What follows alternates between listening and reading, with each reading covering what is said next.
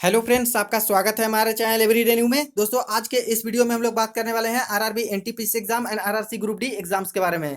जी हाँ फ्रेंड्स, जैसा कि रेलवे के एग्जाम्स कोविड-19 सिनेरियो के अंतर्गत ही चलने वाले हैं और इसके रिगार्डिंग एनटीपीसी एग्जाम्स की फुल गाइडलाइंस भी रेलवे की तरफ से जारी हो चुकी है।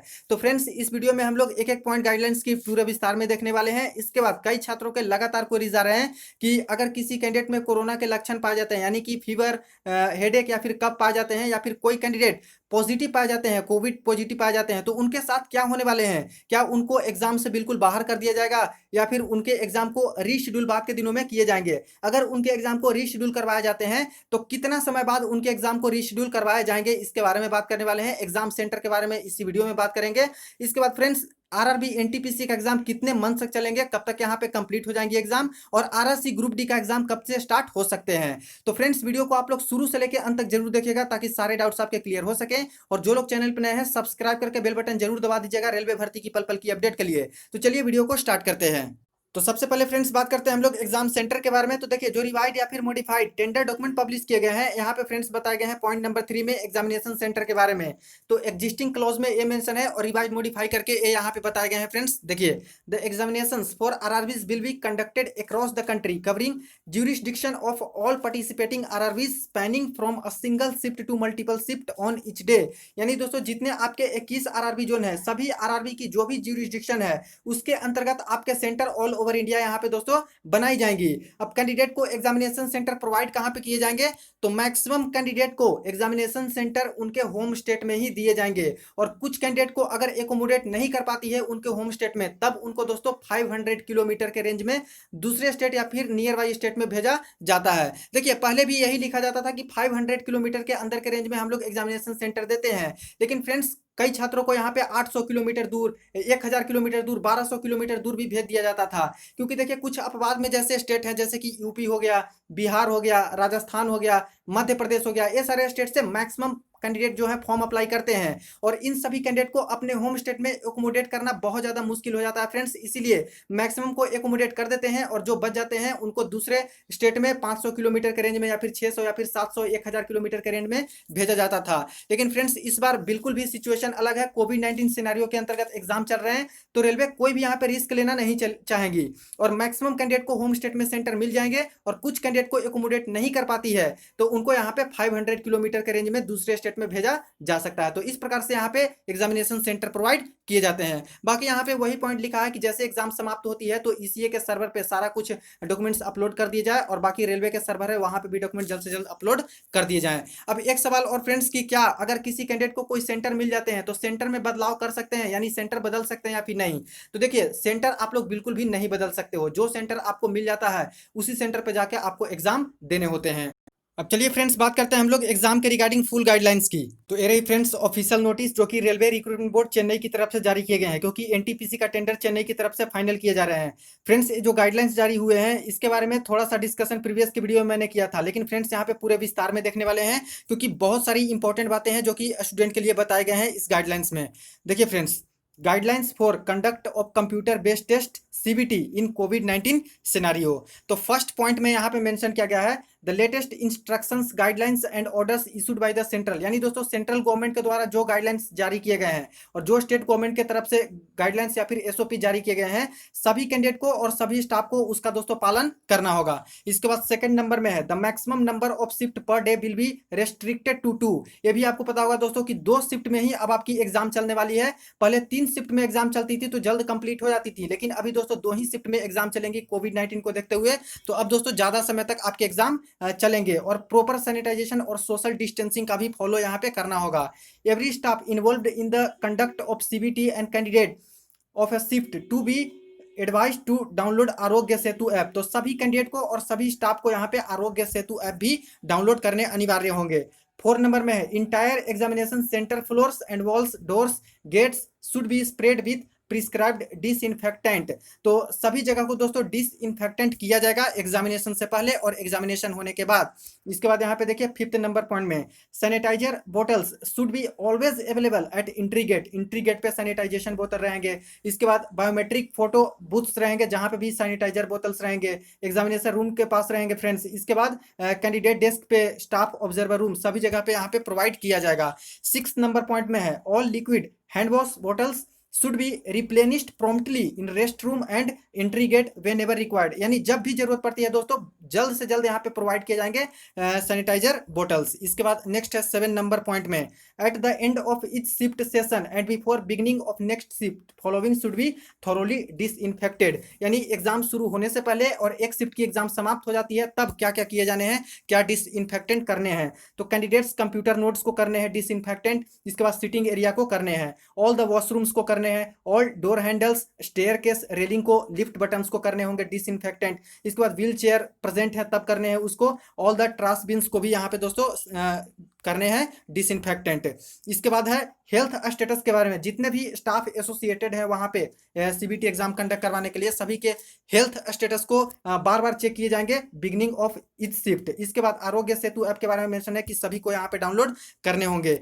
थर्मोगन temperature check must be done. यानी दोस्तों जितने कैंडिडेट वहां पे जाएंगे तो उनका थर्मोगन टेम्परेचर चेक जरूर किया जाएगा। तो थर्मोगन टेम्परेचर चेक दोस्तों बिल्कुल भी जरूरी होगा। इसके बाद है if any examination functionary fails to meet the self declaration criteria of thermogun check. यानी कोई स्टाफ ऐसे होते हैं जो कि चेक नहीं कर पाएंगे, उनको जल्द से जल्द एग्जामिनेशन सेंटर से हटा दिया जाएगा और दूसरे स्टाफ को इसी के द्वारा अपॉइंट कर लिया जाएगा।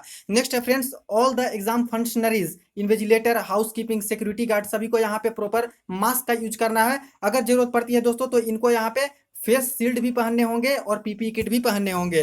इसके बाद क्लीनिनेस के बारे में यहाँ पे बताए गए हैं। नेक्स्ट है प्रॉपर एडुकेट साइनेजेस के बारे में, सिंबल के बारे में, पोस्टर सभी कुछ वहाँ पे लगाए रहेंगे ताकि किसी कैंडिडेट को पढ़ने में कोई दिक्कत ना हो कि क्या इंस्ट्रक्शंस दिए गए हैं। इसके बाद है adequate arrangement of thermal scanners sanitizers face mask at all entry and exit point including the reception area shall be ensured. तो फेस मास्क भी दोस्तों यहाँ पे एडिक्वेट अमाउंट में रहेंगे। Candidate should wear their own proper face mask. तो candidate अपना ही फेस मास्क पहन के आएंगे। However if any candidate reports without a suitable face mask the same may be provided by ECA. अगर कोई कैंडिडेट फेस मास्क नहीं पहन के आते हैं या कुछ हो जाता है तो ऐसे केस में दोस्तों ईसीए की तरफ से आपको फेस मास्क प्रोवाइड किया जाएगा।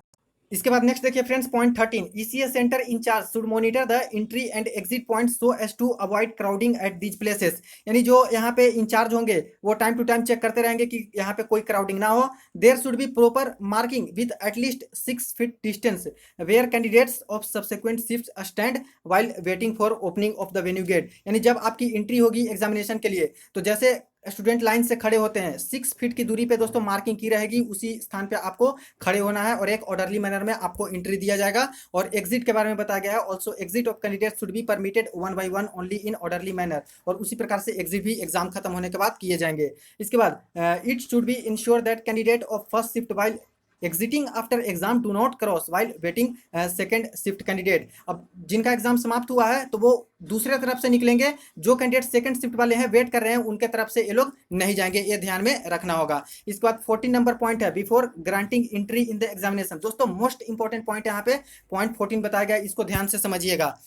Before granting entry in the examination centre यानी एग्जामिनेशन सेंटर में जाने से पहले ECA to ensure submission of self declaration about health status by candidate. यानी कैंडिडेट को सेल्फ डिक्लेरेशन देना होगा अपने हेल्थ स्टेटस के बारे में। तो फ्रेंड्स हो सकता है कि एडमिट कार्ड के समय ही आपको एक सेल्फ डिक्लेरेशन फॉर्म वहाँ पे दिया जाए जिसको फिलअप करके सिग्नेचर करके वहाँ पे जब एग्जाम देने जाइएगा उसको सबमिट कर देने होंगे। और उसमें वही लिखा रहता है फ्रेंड्स कि कोविड-19 का कोई केसेस नहीं है, बिल्कुल मैं फिट हूँ इस तरह से।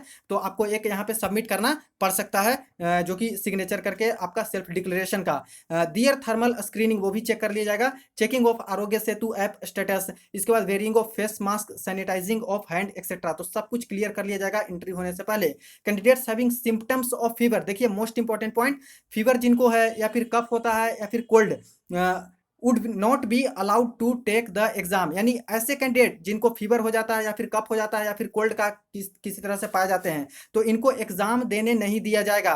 मोस्ट इंपॉर्टेंट पॉइंट है, आगे मेंशन है and will be rescheduled after submission of a medical certificate from a registered medical doctor. और इनके एग्जाम को दोस्तों रीशेड्यूल करवा दिया जाएगा, पूरी तरह से कैंसिल नहीं करवा दिया जाएगा, यानी बाद के दिनों में इनकी एग्जाम करवाई जाएंगी। कब? जब बाद में ये लोग किसी भी प्राइवेट या फिर बाहर के किसी प्राइवेट या फिर गवर्नमेंट डॉक्टर से जो रजिस्टर्ड हैं उनको यहाँ पे एक मेडिकल सर्टिफिकेट देने होंगे कि अब मैं बिल्कुल फिट हूँ, कोई भी इस प्रकार का इशू नहीं है, तब आपकी एग्जाम रीशेड्यूल करवा दी जाएगी और दूसरे दिन में आपकी एग्जाम हो जाएंगी। अब दोस्तों जो एग्जाम रीशेड्यूल करवाई जाती है वो कब करवाई जाती है? जिनके एग्जाम छूट जाते हैं या फिर इस प्रकार से जिनको बाहर किया जाएगा उनके कब रीशेड्यूल करवाए जाएंगे? तो देखिए जनरली सारे एग्जाम प्रॉपरली आपके कंप्लीट हो जाते हैं सीबीटी 1 वाले, उसके बाद के दिनों में दोस्तों आपके रीशेड्यूल करवाए जाते हैं। बीच में ऐसा नहीं है कि रीशेड्यूल करवाए जाते हैं, सब एग्जाम प्रॉपरली हो जाने के बाद लास्ट में जिनके छूटे बड़े रहते हैं उनके यहाँ पे एग्जाम के रीशेड्यूल आ जाते हैं।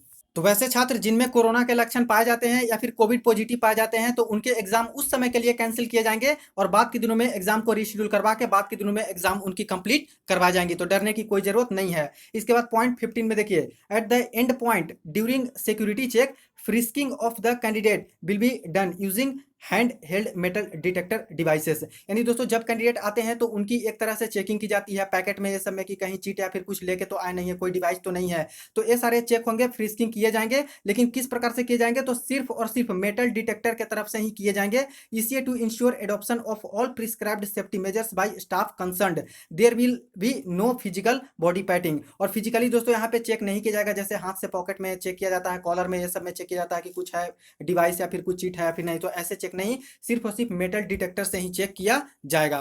Candidate should be made to sanitize their hands before and after signing the attendance sheet। Attendance sheet sign करने से पहले आपको सैनिटाइज करने हैं हैंड्स को और साइन करने के बाद यहाँ पे सैनिटाइज करने हैं। Left thumb impression, LTI and biometric capture, इन सभी के पहले और बाद में दोस्तों आपको यहाँ पे सैनिटाइज करने हैं। तो ECS staff engaged in getting these activities completed should sanitize their hand regularly and use face shield in addition to the mask। और जो यहाँ पे स्टाफ होंगे इस प्रकार से ये सारे प्रोसेस कंप्लीट करवाएंगे वो फेस शील्ड भी पहनेंगे और सारा कुछ दोस्तों मास्क और यहाँ पे यूज करेंगे। Photo of the candidate will be taken after removal of his face mask. और जब आपकी फोटो यहाँ पे ली जाती है फ्रेंड्स, वहाँ पे एग्जामिनेशन सेंटर पे जाते हो तो तब फेस मास्क आपको निकालने के लिए बोला जाएगा और तब आपकी प्रॉपर फोटो वहाँ पे ली जाएंगी।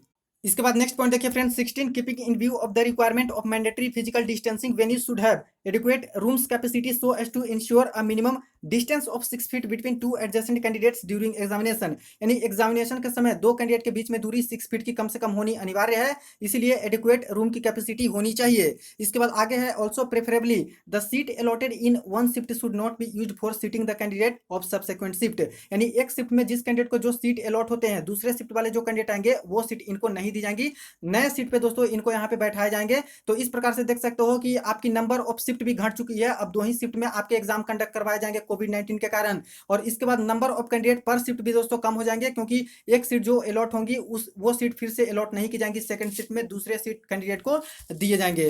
तो ये रही फ्रेंड्स एग्जाम के रिगार्डिंग जो गाइडलाइंस जारी हुए हैं उसके कुछ मोस्ट इंपॉर्टेंट पॉइंट्स।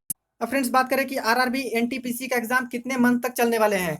तो देखिए फ्रेंड्स पहले क्या होता था कि लगभग एक मंथ से लेके 40 डेज के अंदर ही आपका एनटीपीसी सीबीटी 1 का एग्जाम कंप्लीट हो जाता था। लेकिन इस बार दोस्तों कोविड 19 का स्पेशल सिचुएशन है, जहां पे नंबर ऑफ शिफ्ट भी घटा के 2 कर दिए गए हैं, 2 ही शिफ्ट में एग्जाम चलेंगे। और इसके बाद नंबर ऑफ कैंडिडेट भी पर शिफ्ट दोस्तों अब कम कर दिए गए हैं। इस अकॉर्डिंग देखा जाए तो अब दोस्तों पहले से ज्यादा समय लगेगा सीबीटी एग्जाम कंप्लीट होने में। मिनिमम भी बात कर ले दोस्तों तो 2 से लेकर 2.5 मंथ का समय लग जाएगा सीबीटी एग्जाम कंप्लीट करवाने में, और लगातार आपके एग्जाम्स चलेंगे। इसके बाद देखा जाए तो कई कैंडिडेट जिनको यहाँ पे कोरोना वायरस के लक्षण के कारण यहाँ पे एग्जाम को रीशेड्यूल करवाया जाएगा या फिर किन्हीं और कारण से उनके एग्जाम कैंसिल होंगे, उनके एग्जाम को रीशेड्यूल करवाया जाएगा, तो उनके एग्जाम बाद में कंडक्ट किए जाते हैं। अब वो जो एग्जाम कंडक्ट होंगे दोस्तों रीशेड्यूल करवाए जाएंगे, उसके बाद नई एडमिट कार्ड जारी होती है, इसके बाद नए एग्जाम सेंटर उनको दिए जाते हैं। तो इसमें भी एक्स्ट्रा दोस्तों लगभग 15 से लेकर 20 दिन का समय लग ही जाता है। तो इनके एग्जाम में भी थोड़ा बहुत समय लगेगा जो रीशेड्यूल वाले होंगे।